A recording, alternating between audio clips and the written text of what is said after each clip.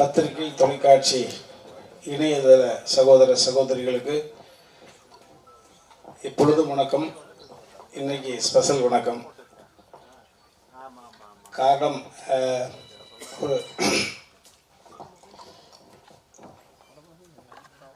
ஒரு தந்தை அப்படிங்கிற ஒரு ஸ்தானத்திலிருந்து பேசுகிற பொழுது ஒரு நெகிழ்வான விஷயம். இந்த இடம் என்பது நான் நிற்பதற்கு காரணம், மேலே இருக்காங்க அம்மா அப்பா, என்னை இயக்கி கொண்டிருப்பது அவர்கள் வளர்த்த வளர்ப்பு. என்னிடம் ஒன்றுமில்லை. ஸோ அதை நான் தெளிவாக இருக்கேன். நான் ஏதாவது சாதிச்சிருக்கேன் அப்படின்னா அந்த all credit goes to my dad and mom தான். இவன் ஏதாவது சாதித்தால் அது நான் சாதித்ததாக பொருள். இவர்கள் பிறக்கும் குழந்தை சாதித்தால் அது இவர்கள் சாதித்ததாக பொருள்.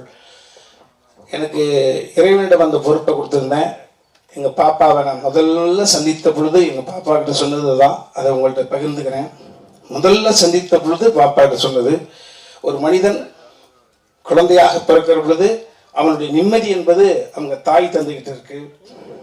அதற்கப்புறம் வீதியில் விளையாட போகிற பொழுது நம்ம யார் கூட விளையாடுறோமோ அவங்கள்ட்ட போகுது அந்த நிம்மதின்ற பால். அதுக்கப்புறம் பள்ளிக்கூடத்துக்கு போகிற பொழுது பக்கத்தில் யார் உட்காந்துருக்காங்க அவங்களோட கேரக்டர் நம்மளை இன்ஸ்பயர் பண்ணோம். அந்த நிம்மதின்ற பால் அவங்கள்ட்ட போகுது. பாடம் சொல்லிக் கொடுக்கும் வாத்தியார்கிட்ட போகுது. கல்லூரிக்கு போகிற பொழுது அதே தான் தொடருது. நண்பர்கள் யார், பக்கத்தில் இருப்பது யார், யாரிடம் இறைவன் கை குலுக்க தூண்டுகிறான், யாரிடம் இறைவன் நம்மளை மாணவனாக சேர்க்கிறான். வேலைக்கு போகிற பொழுது நம்மளை விட உயர்ந்த இடத்தில் இருக்கக்கூடிய அதிகாரிகள்கிட்ட போயிருது அந்த நிம்மதி.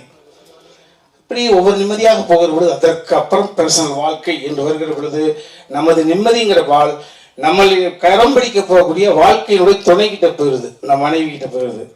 அதே போல என் மனைவி கிராமத்தில் கல்யாணம் பண்ண எங்கள் பெரியம்மாவோட பேத்தி. அதற்கு பிறகு என் மனைவி கன்சீவாகிற பொழுது இறைவா என் மூலமாக இந்த சிசு உருவாகி இருக்கு, இந்த பூமியில் பிறக்கிற பொழுது இந்த சிசு ஆரோக்கியமாக பிறக்க வேண்டுமே என்ற நிம்மதி அங்கு போகுது. அந்த என் மனைவியுடைய அந்த கற்பம் சூழ்ந்திருக்கிற பொழுது இந்த வயிற்றில் போகுது. அதே போல நிம்மதிங்கிற வாழ் மறுபடி சொல்லண்டு இவன் வயிற்றுக்குள்ள இருக்கிற பொழுது இவன் ஒழுங்கா பிறக்கணுமே போச்சு. இப்படி தொடர்ச்சியாக போகிற பொழுது என் மகளுக்கு வரம் தேடுகிற பொழுது மருமகன் நல்லா இருக்கணுமே, அவனுக்கு எந்த விதமான அந்த மாதிரி அவன்கிட்ட போச்சு, மருமகன்கிட்ட போச்சு. அந்த மருமகனை தேர்ந்தெடுக்கக்கூடிய உரிமையை கூட என் மகனிடம் தான் கொடுத்தேன். காரணம், ஒருவருக்கு 2 குழந்தை இருக்கலாம், 3 குழந்தை இருக்கலாம். எனக்கு 2 குழந்தை. எப்பா, எனக்கு மருமகன் அமைவதை விட, உங்க அம்மாவுக்கு மருமகன் அமைவதை விட, உங்க அக்காவுக்கு கணவன் அமைவதை விட உனக்கு மைத்துனும் சரியாக அமைய வேண்டும். நாங்கள் இருக்கும் காலம் வரை எங்களால் இந்த பூமிக்கு படைக்கப்பட்டவர்கள் இணைபெரியாது சந்தோஷமாக இருக்க வேண்டும். ஸோ நீ சொன்னீங்கன்னா மகளை கொடுத்துருவேன். ஸோ அப்படிதான். ஸோ இந்த நிம்மதி என்பது தொடர்ச்சியாக என் மகள் இப்போ இறுதியாக எங்கள் பாப்பாட்ட சொன்னேன், அம்மா இறைவன் நம்மளை அடிக்கடி சந்திக்க வைக்கக்கூடிய சூழ்நிலை உருவாக்கி கொடுத்துட்டான்.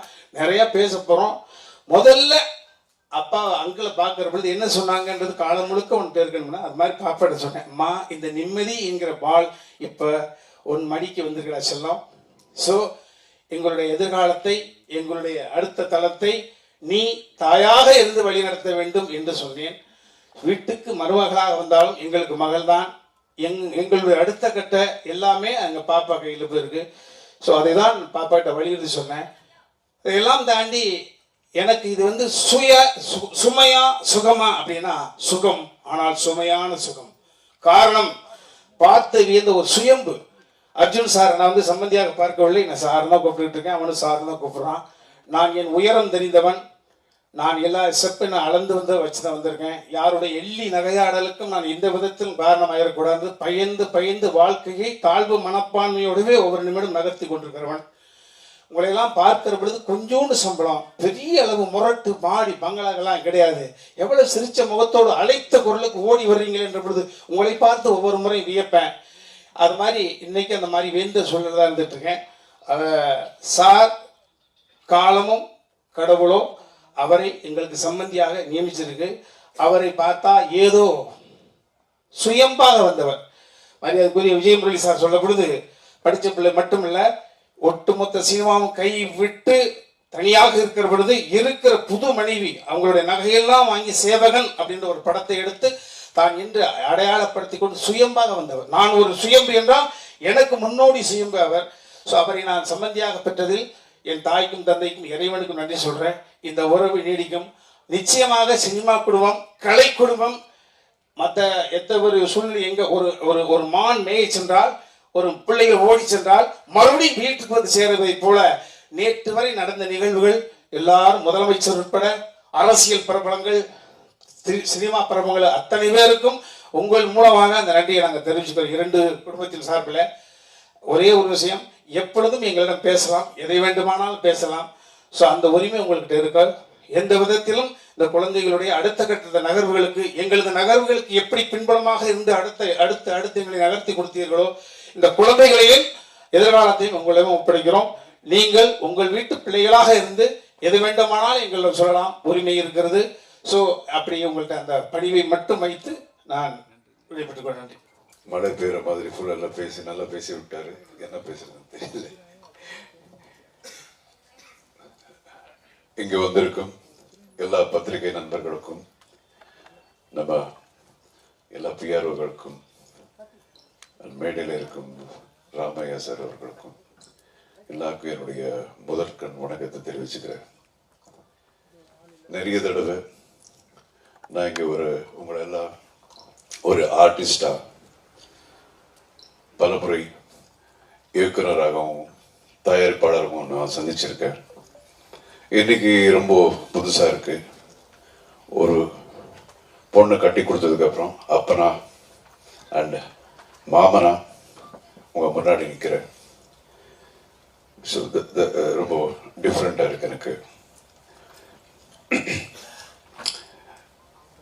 நம்ம முரளி சொன்ன மாதிரி நன்றி படம் ராமநாதன் சார் என்னை இன்ட்ரடியூஸ் பண்ணார்.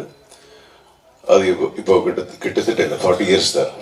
1984, 40 வருஷம் ஆச்சு.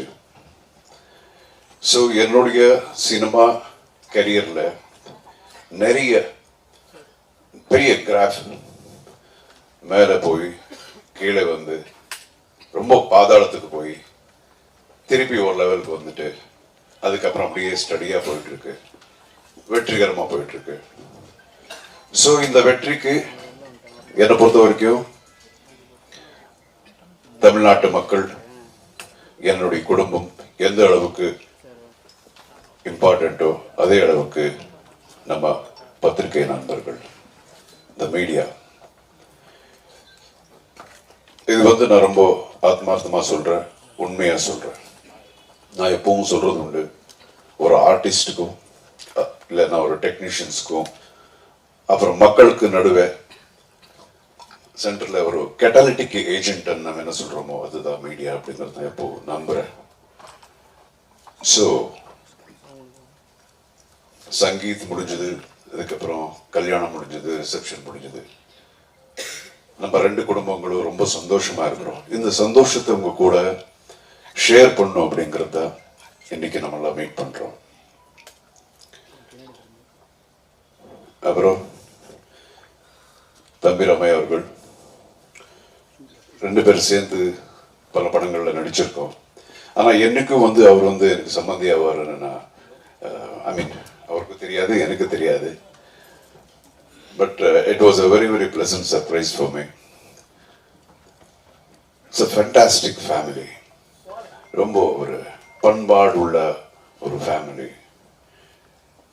என்ன பேசினாலும் அதுல ரொம்ப அதுல ஒரு இது வெயிட் இருக்கும். அந்த மாதிரி அவங்களுடைய மனைவியார் கூட சாந்தியம்மா அவ்வளோ ஸ்வீட் ஃபேமிலி.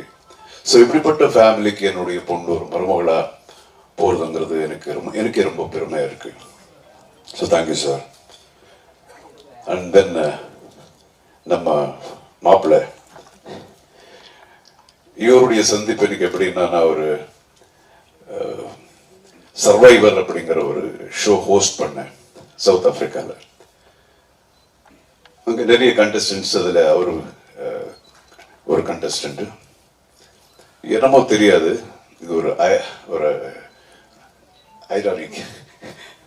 ஸோ அங்கே இருக்கிற கண்டஸ்டன்ட் சில பேர் பிடிச்சிருக்கு, எல்லாம் பிடிச்சிருக்கும். அதில் ரொம்ப பிடிச்சது எனக்கு உமாபதி தான்.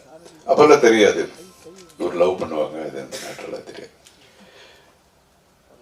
அது அவருடைய எதுக்கு பிடிச்சதுன்னா, பிகாஸ் ஆஃப் சிம்பிளிசிட்டி அண்ட் ஒரு இன்னோசன்ஸ், ஆனஸ்டி, அப்புறம் அந்த energy and is sense of humour. அந்த ஒரு நீங்கள் பார்த்தீங்கன்னா மறுபடியும் நீங்கள் பார்த்தீங்கன்னா நீங்கள் அந்த ஷோ பார்க்கலாம், ரொம்ப பேசிட்டு இருப்பாரு. அண்ட் மோர் தென் தட், இப்போ ரீசெண்டாக எனக்கு தெரிஞ்சது அவருடைய என்ன சொல்லுவாங்க, இஸ் வெரி வெரி டேலண்டட் பாய். ஒரு மிகப்பெரிய ஒரு ஆக்ஷன் ஹீரோ ஆகக்கூடிய எல்லா தகுதிகளும் இருக்கக்கூடிய ஒரு actor. And is basically is directing a film now. But ரொம்ப கூடிய சீக்கிரத்தில் நீங்கள் பார்க்க போறீங்க, ஒரு பெரிய ஆக்ஷன் ஹீரோவை பார்க்க போறீங்க நீங்கள். அதுக்குண்டான எல்லா தகுதிகளும் இருக்கு. You can do அக்ரோபேட்டிக்ஸ், dance, extraordinary dancer. இதெல்லாம் இது என்னுடைய மருமகன் அப்படிங்கிற இதெல்லாம் நான் சொல்லலை, அது நான் தான் இப்போவே பார்க்குறேன். So I welcome him as my son in-law to my family. And again, I should talk about my daughter. நான் எப்பவும் I'm very very proud of my daughter. என்னுடைய முதல் குழந்தை பிறந்ததுக்கு அப்புறம் எங்களுக்கு எவ்வளோ இருந்தோ அதை விட ரொம்ப ஒரு சந்தோஷங்கள், லாஃப்டர், இது வரைக்கும் எல்லாம் வந்து ஒரு பாசிட்டிவிட்டி தான் கொடுத்துருக்கு என்னுடைய டாக்டர். அண்ட் ஒரு நாள் வந்து சொன்னா, என்னுடைய செகண்ட் டாக்டர் வந்து சொன்னா, ஐஷு என்னமோ பேசணும்ப்பா. என்ன பேசணும்? இல்லை தெரியாது, உங்ககிட்ட தனியாக தான் பேசணுமா? நம்ம தான் கதையெல்லாம் எழுதுறோம், ஸ்க்ரீன் பிளே எல்லாம் தெரியுது இல்லையா?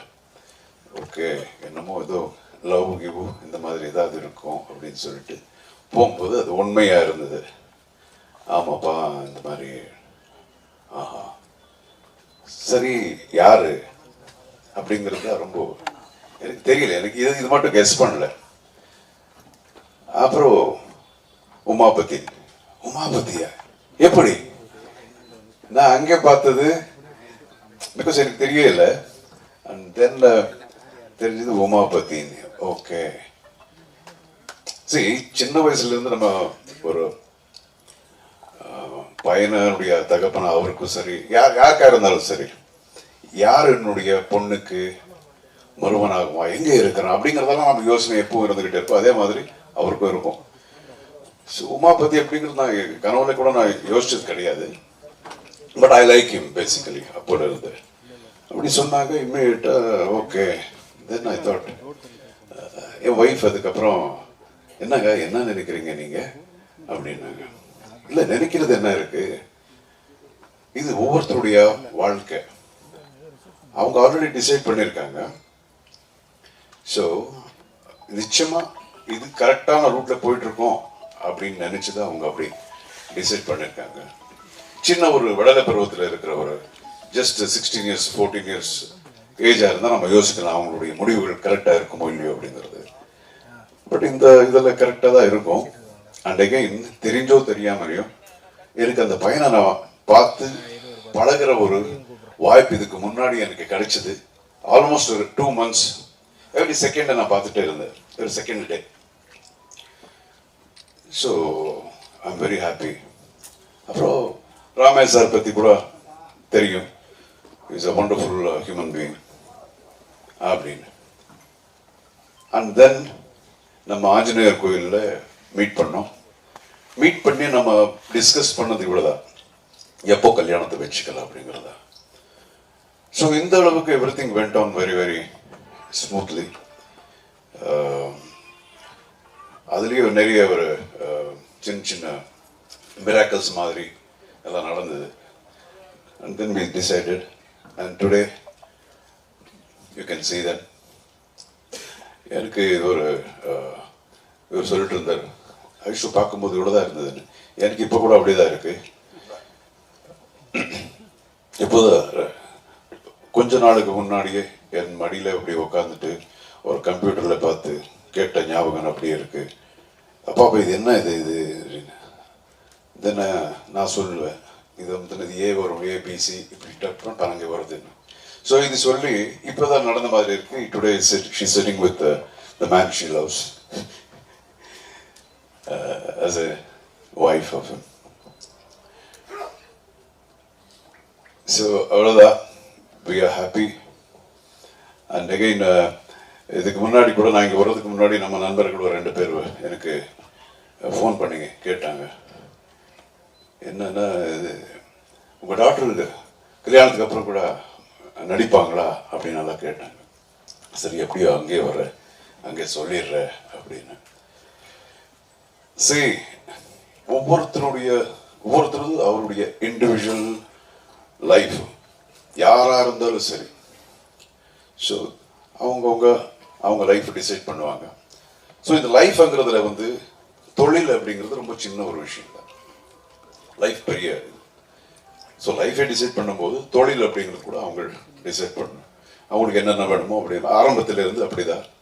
ஸோ என் பொண்ணு மட்டும் இல்லை, எந்த பொண்ணாக இருந்தாலும் சரி, எந்த பொண்ணாக இருந்தாலும் அவங்களுக்கு என்ன வேணுமோ அவங்க டிசைட் பண்ணுற உரிமை அப்படிங்கிறது அவங்களுக்கு இருக்குது. It is their rights. அது நம்ம எப்பவும் நம்ம விட்டுருவேன். அதுதான் நாங்கள் எல்லாரும் தான் நம்புகிறோம். அண்ட் இத்தனை வருஷமா என்னையும் சரி ரமேஷ் சரி நீங்கள் எல்லாம் வந்து உங்களுடைய அன்பு ஆதரவு எல்லாம் கொடுத்து காப்பாற்றிருக்கீங்க. இனிமே வந்து ஆஸ் he told எங்களுடைய குழந்தையும் கூட the same உங்களுடைய ஆதரவு எப்போ அவங்க மேலே இருக்கணும், உங்கள் ஆசீர்வாதம் எப்போ அவங்க மேலே இருக்கணும். That's it. Thank you so much for coming. வேறு எது இருந்தாலும் நீங்கள் கேளுங்க. We are very very happy. இந்த ஹாப்பினஸ் உங்க கூட ஷேர் பண்ணதான் இன்னைக்கு நம்ம மீட் பண்ணிட்டு இருக்கோம். Thank you sir. ரொம்ப சந்தோஷமா இருக்கு உங்களை ரொம்ப நாள் கழிச்சு பார்க்கறதுக்கு. இனி அடிக்கடி பார்ப்போம். எப்படி அப்பாவுக்கும் சாருக்கும் சப்போர்ட் பண்ணி நெக்ஸ்ட் கட்டத்துக்கு கொண்டு போறீங்களோ, லைக் கன்ஸ்ட்ரக்டிவ் கிரிட்டிசிசம் பண்ணீங்களோ, அதே மாதிரி எங்களுக்குமே ஒரு அன்போட சொன்னீங்கன்னா நாங்கள் ஒர்க் பண்ணுறதுக்கு நல்லா ரெடியாக இருக்கிறோம். ஸோ ஹார்ட் ஒர்க் போடுறதுக்கு நாங்கள் ரெடி. சப்போர்ட் மட்டும் பண்ணுங்க, கலக்குவோம். தேங்க்யூ. எல்லாருக்கும் வணக்கம். இன்னைக்கு வந்து அப்பா சொன்ன மாதிரி ரொம்ப புதுசா இருக்கு to see you on this joyous occasion. So நீங்கள் எல்லாரும் என்னை வந்து சின்ன வயசுலேருந்து பார்த்துருக்கீங்க. ஸோ டெஃபினெட்லி எல்லாரும் எனக்கு ஃபேமிலி மாதிரி தான். அண்ட் இன்னைக்கு ஒரு ஸ்பெஷல் ஒகேஷன். ஸோ ரொம்ப சந்தோஷமாக இருக்குது உங்கள் கூட ஷேர் பண்ணுறது. அண்ட் நீங்கள் வந்து என்னை எல்லா ஒரு ஸ்டேஜில் பார்த்துருக்கீங்க. Right from when I was a child, school போகும்போது, காலேஜ் போகும்போது எல்லாமே உங்களுக்கு தெரியும். ஸோ இந்த ஸ்டேஜ் வந்து இட்ஸ் வெரி டிஃப்ரெண்ட், எனக்கே ரொம்ப புதுசு. ஸோ உங்கள் சப்போர்ட், உங்கள் பிளெஸிங்ஸ் கண்டிப்பாக எங்கள் 2 பேர் மேலே தேவை. Just like how you supported அப்பா அண்ட் ராமையா சார். ஸோ மாமனார் ஆமாம். ஸோ உங்கள் பிளெஸிங்ஸ் எப்போவுமே இருக்கணும். அண்ட் எனக்கு வந்து எங்கள் வீட்டில் அப்பா அம்மா ரொம்ப ஃப்ரீடம் கொடுத்து, ரொம்ப அந்த எவ்ரி ஆஸ்பெக்ட்ல வந்து எனக்கு ஃப்ரீடம் கொடுத்துருக்காங்க. டு எக்ஸ்பிரஸ் மை வியூஸாக இருக்கட்டும், தாட்ஸாக இருக்கட்டும், என்னோட ஒப்பீனியன்ஸ் எல்லாத்துக்கும் ஸ்பேஸ் கொடுத்துருக்காங்க. அண்ட் எனக்கு வந்து அப்படியே இன்னொரு ஃபேமிலி கிடச்சிருக்கு. அண்ட் உமா வந்து he is my best friend. And எல்லா விஷயத்துலேயும் he is extremely supportive. So I am very very lucky. And இன்னைக்கு வந்து உங்கள் எல்லாரையும் மீட் பண்ணது ரொம்ப சந்தோஷமாக இருக்குது. உங்கள் பிளெஸிங்ஸ் டெஃபினெட்லி தேவை. Thank you so much.